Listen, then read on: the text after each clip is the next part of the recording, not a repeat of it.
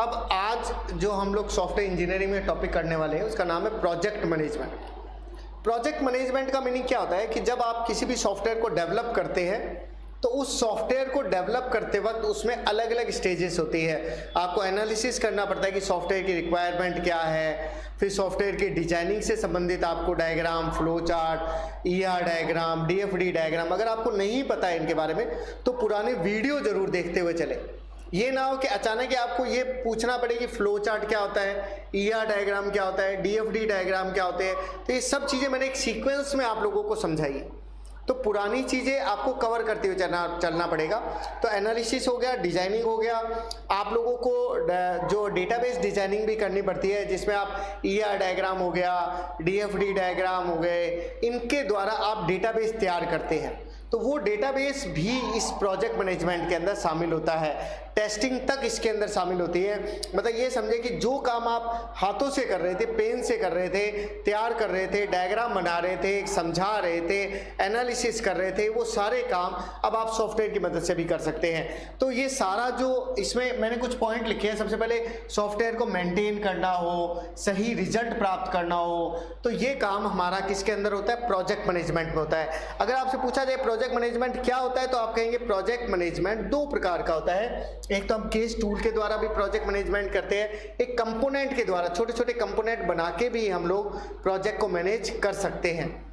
अब देखिए case tool की फुल फॉर्म होती है कंप्यूटर एडेड सॉफ्टवेयर इंजीनियरिंग, मतलब कंप्यूटर के द्वारा सॉफ्टवेयर इंजीनियरिंग को उपयोग लेने वाले सॉफ्टवेयर।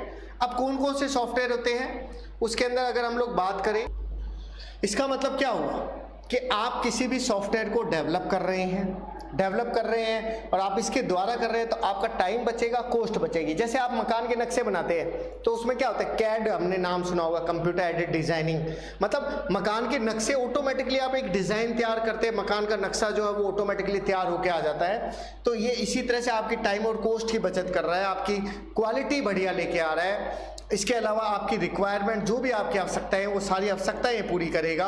कुछ पॉइंट है आपको दिख रहे हैं, स्क्रीनशॉट लेके रख लीजिएगा। डिफेक्ट जो है, कमियां जो आपसे कई बार हमसे रह जाती है वो ये पूरी करके हमें दे देगा। रिसोर्स मेंटेनेंस का मीनिंग क्या होता है कि भाई मेरा जब भी सॉफ्टवेयर बनेगा तो उसमें प्रिंटर भी जुड़ा हो सकता है, स्कैनर भी जुड़ा हो सकता है, बहुत सारी डिवाइसेस जुड़ी हुई हो सकती है, तो उनको मेंटेन कर सकता है, उसको मैनेज कर सकता है कि कैसे किसके बाद इनपुट कहाँ जाएगा। रीयूजेबिलिटी बढ़ती है क्योंकि आप कोडिंग को जब जनरेट करते हैं तो आपको पता रहता है सॉफ्टवेयर के द्वारा करते वक्त ये कोडिंग दोबारा आ चुकी, तो सेम कोडिंग को आप रीयूज कर सकते हैं, सेम फ्लो चार्ट को रीयूज कर सकते हैं, सेम डिजाइनिंग को आप रीयूज कर सकते हैं, सेम एनालिसिस को, सेम टेस्टिंग को, सबको आप रीयूज कर सकते हैं। कुछ रियल वर्ल्ड के जो भी सॉफ्टवेयर है, ये मैंने लिखा रियल वर्ल्ड सॉफ्टवेयर या सॉल्यूशन, मतलब वो हमारे जो लाइफ की जो प्रॉब्लम्स है, हम सॉफ्टवेयर लाइफ के लिए बनाते हैं, हमारे यूजर के लिए बनाते हैं, वो ये हमारे बनाने में हमें क्या कर सकता है, मदद कर सकता है। दो टाइप होते हैं, क्लासिक होता है और एक क्या होता है, रियल होता है। क्लासिक जो पुराना जो तरीका है जिसमें हम डीबगिंग करते थे, 1 बाय 1 टेस्टिंग करते थे और कंपाइलेशन करते थे, केवल इतना ही काम करते थे। जो रियल वर्ल्ड के अंदर है उसमें हम लोग एनालिसिस भी शामिल करने लग गए हैं। एनालिसिस मतलब स्टेजेस है, आप ऐसा नहीं कर सकते कि सीधा सॉफ्टवेयर इंजीनियरिंग में आपको पता ही नहीं एनालिसिस। तो पुराने वीडियो देखिए, समझिए बात को, तब आपको पता लगेगा। ऐसा नहीं है कि आप एनालिसिस में आ गए, अब आपको पता ही नहीं है डीएफडी डायग्राम क्या हो रहा है, ईआर डायग्राम क्या हो रहा था, एनालिसिस क्या था, यूजर की आवश्यकताएं क्या थी, डिजाइनिंग में हमने क्या सीखा था। तो सभी स्टेप्स आपको रीयूज करने पड़ेंगे, समझने पड़ेंगे। कोडिंग है, कोडिंग को आपको पता ही है, तो ये कोडिंग करने में आपको मदद करता है कि आपने फ्लो चार्ट बनाया, उसकी कोडिंग जनरेट हो जाएगी।